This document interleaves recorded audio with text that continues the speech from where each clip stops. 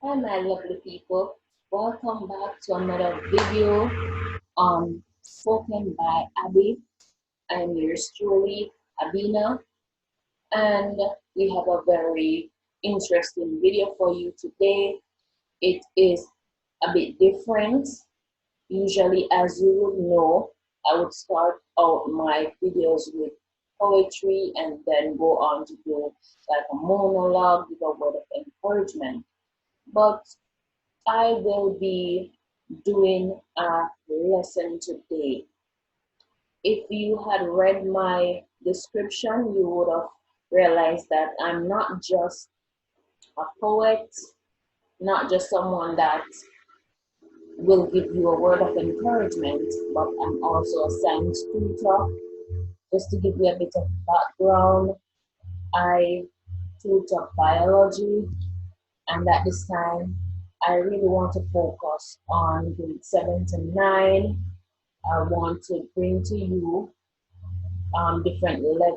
different lessons from that grade level, from those grade levels, because I know in times like these, the parents and the students, they can use a lot of help, a lot of resources, and that is one of the reasons why I started my channel, became active on this channel, not only to share words of encouragement, but to also educate students as well as parents. Parents can watch the videos that I intend to put out. This is the first one of many. I plan to put out probably one or two video on lessons for grade 7 to 9 per month. If it's more, that would be great. If it's less, that's based on my workload. I also offer tutoring services on weekends, and at the end of the video, under the description, I will leave my contact information so that if you like what you see, if you have confidence in what I have or will bring across to you, you can reach out to me because that is what I am here for. Now, I will begin by just giving an outline of the lesson. And this particular lesson that I will be going through or describing would have been one that would have been taught to grade 7 in early October. So we are not too far off the date in regards to the teaching. No, the grade 7 students that are presently in grade 7, they're just transitioning from primary school.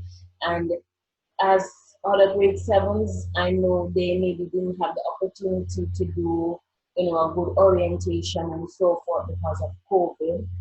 But, online resources are available, and I would just like to share the information I have here. You can trust that information is valid, up to date, and credible. And also, the lesson, I put together my own lesson plans, and I have a PowerPoint presentation that was prepared by me as well. I can put together questions and activities just to help in the learning process. So let us begin. So first, I'm just going to share with you the objectives of what we're going to talk about today very quickly. All right, so the topic we have here is science and the scientist. Title of this lesson, Home and Laboratory Safety Rules and Symbols. Specific objective, that's what the student should be directly learning, would be to recall the lab safety rules and safety labels, distinguish between safe and unsafe science class, summate some of the safety rules to be observed in the home environment, right? And the content summary, basically, few examples here. Lab rules, long hair must be tied to avoid catching fire. They will know how to report all accidents. Do not taste or smell chemicals. Learn the location of fire extinguisher, eye wash station, and first aid kit. and absolutely no eating or drinking in the lab. Important to note is that biology lab safety rules are guidelines designed to help keep students safe when experimenting. Students must recognize that some equipment and chemicals in the lab can cause harm. It is therefore important to distinguish between a safe and unsafe classroom. And I will actually be doing a part for this lesson, a part 1 and 2. So we can just quickly go through the part 1. Let me share the PowerPoint.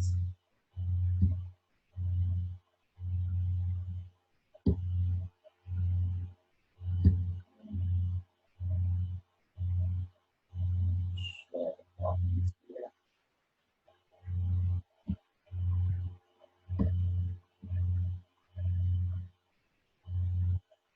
Promises to be a very interesting lesson, and not only the students but parents can learn. So parents, call your kids, have them watch my video, and yourself, you can sit with them and see what you can learn um, on this lesson tonight. Very simplistic lesson because it's the foundation lessons that every student gets in regards to science when they start beginning to really go in depth into science starting from grade 7. Right. So as we have a picture here, this depicts basically a lot of chaos in the lab, which we want to avoid, which is why we have the topic lab safety. So you see a waste bin there instead of the broken glass being thrown into the bin. It's basically about to fall on the floor. You see a test tube there being boiled. And we all know test tubes don't have emotion, but that test tube seems to have an emotion where it's feeling the heat basically. It should not be in the heat or the glass will be broken.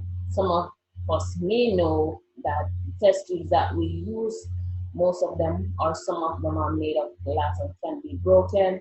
We have the PPEs there, gloves, eye goggles, and we have some other equipment which we can identify in the lab. All right, so here are some quick rules. They are not exhaustive, but these are the main ones that we follow in a school lab setting, or rather a biology lab setting.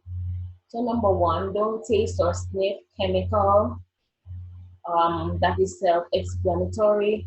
When you go into the lab, don't try to smell the chemical because the appearance looks nice, or you are so curious, students, because as we know, students of our children of the age range where 7th grade is and even below, coming from primary school, very curious.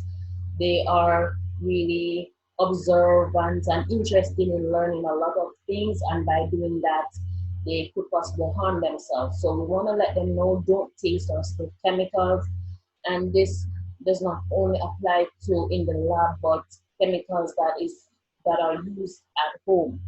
So we have another point here: dispose of lab waste properly. So in a lab setting, you will have waste bins, maybe a separate one for broken glass, separate one for different containers that you use, or apparatus that are broken that you will throw that in the bin, and different waste bins for assigned to different type of waste. And most important to note is that we don't throw chemicals down the sink. Normally a biology lab or any type of lab, they have sinks, but we do not throw or dispose of chemicals down the drain because that can seep into the piping system, cause problems. So we don't do that. There's a proper way to do that, and of course, students will be instructed. And that takes me to Next point, follow instructions closely, students, when you go into the lab, because you want to avoid emergency situations. And also, another point we have there, know what to do with lab accidents. Once again, there are normally lab manuals which the instructor or the teacher would have let you know what they are, where they are, so that you will know how to operate when you go to the lab. And I know grade 7, they would not have, or they will not really go into the lab in grade 7, but maybe, one or two classes, teacher may venture into having them observe what it is like to be in the lab, maybe in further topics. Um, they will be able to see what being in the lab is like. If we go on to our next point here, we see where the students should know the location of safety equipments, such as fire extinguishers and first aid kits. Very important as well, wear personal protective equipment, PPEs. If we look at that table on the left, we will realize that it has a description or picture of goggles, which is wearing these PPE is a very important aspect of lab safety. Wearing your lab coat, wearing gloves when necessary. Don't eat or drink at your workstation. Clean up your workstation. And also one important PPE which all of us have been wearing, doesn't it's not necessarily being worn in a lab setting unless it's like an industrial lab where constantly work with hazardous chemicals that if you breathe it in over time, it will cause damage. But the masks that we wear, they are PPE. So students, if you did not know that, then please take note. And lastly, last point on this list that I'm giving you is don't eat or drink in the lab, because that could be very detrimental, as we will see in the next slide when we look at a scenario. All right, so for this scenario, I call this activity Guess the Lab Safety Rule. And by the way, just to pause a moment, I will be dubbing these videos Miss Abby's Science Corner, because it's all about science, specifically biology. We will possibly in the future be talking about chemistry, physics as well. But we're starting out with biology. So this is also Miss Abby's Science Corner. Now, going back to the question, a student was working on a chemistry lab that was over 30 minutes long and she became thirsty. She took out some water, which she began to drink, then placed it on the counter beside the chemicals. Students accidentally took up the chemical and ingested it, which caused a severe reaction. Now, this is a very interesting scenario, students and parents, if you're listening. You can actually pause the video, think about it a bit before, we divulge the response to the question or the possible responses. So you can just take a moment and pause. But just to ensure that we go through the topic, I'm just gonna continue for that purpose. So which safety rule was ignored? There are a few. If we go back to the first slide, we can realize that the student indirectly ignored the rule about don't taste or sniff chemicals.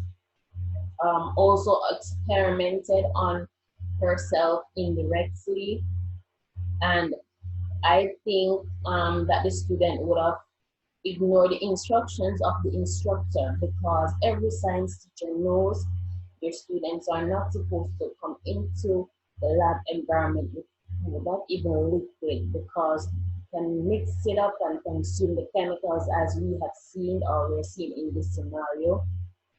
Most important rule that is ignored here our last point on this list